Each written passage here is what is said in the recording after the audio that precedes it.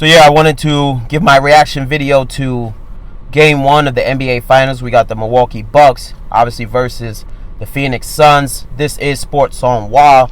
We are watching and analyzing, and as we seen, the Phoenix Suns were victorious in the game, taking out the Milwaukee Bucks in Game 1. For me, little expected. I expected the Suns to maintain home court advantage at least through the first game. Game 2, in my opinion, will be a toss-up between Phoenix and Milwaukee. I'm going to give Phoenix the edge even for Game 2 right now, but I wouldn't be surprised if Milwaukee does turn around and defeat them. We expect them to show up, be a lot better for Game 2.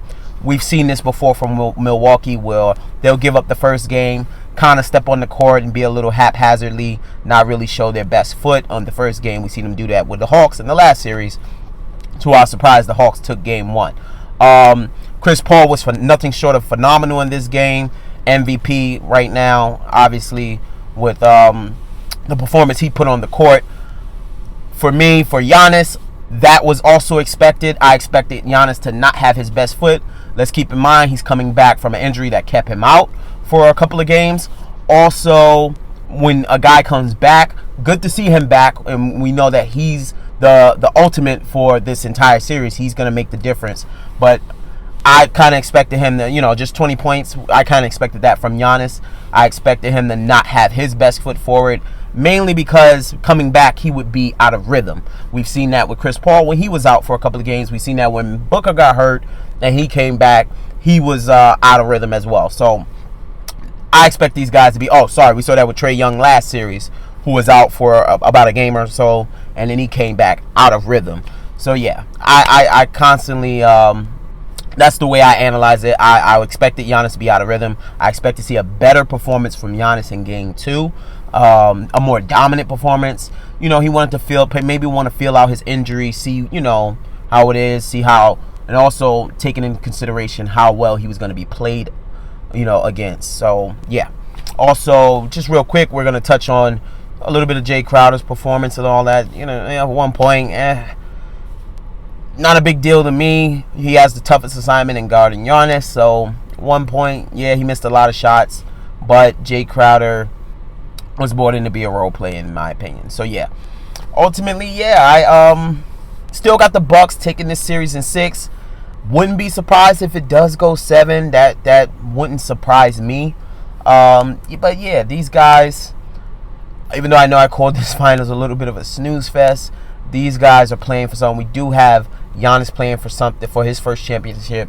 Chris Paul, and a legendary veteran, playing for his first championship. This finals to me is going to be a little bit like that Miami series, when Miami first put their super team together in that first season, and they went ahead and got to the finals. And, LeBron was obviously the man in the league, and he kind of showed up a little short. That's what we're hoping Giannis doesn't do in this series. That LeBron shows up short in the... that Giannis shows up short in the finals the same way LeBron did in that finals. So, if he's consistently only scoring 20, 24, 25 points, 18-point games, yes, we can make the argument that he is coming back from an injury, but sorry, bro, this is the finals. This is where you make your name. We all know that. So, we need Giannis to show up and be that dominant player. We need 30 plus, maybe even a 40-point game out of Giannis to show the league that he is the best player, that he is the man, that he's the one that King James needs to pass the torch to, not that Luka Duka guy, whatever. But I won't touch on that too quick. But yeah, once again, this is Sports on Why. I want to give my reaction video to Game 1. Going to the Phoenix Suns right now. We got the Phoenix Suns in the running seat. I expect them to maintain home court advantage.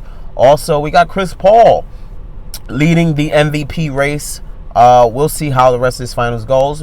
Who knows? Even if they don't win, if he can continue to play like that and still lose, unfortunately, we could have a strong argument like we did for LeBron when he first played Golden State, that, man, this guy showed up and performed like the MVP of the finals.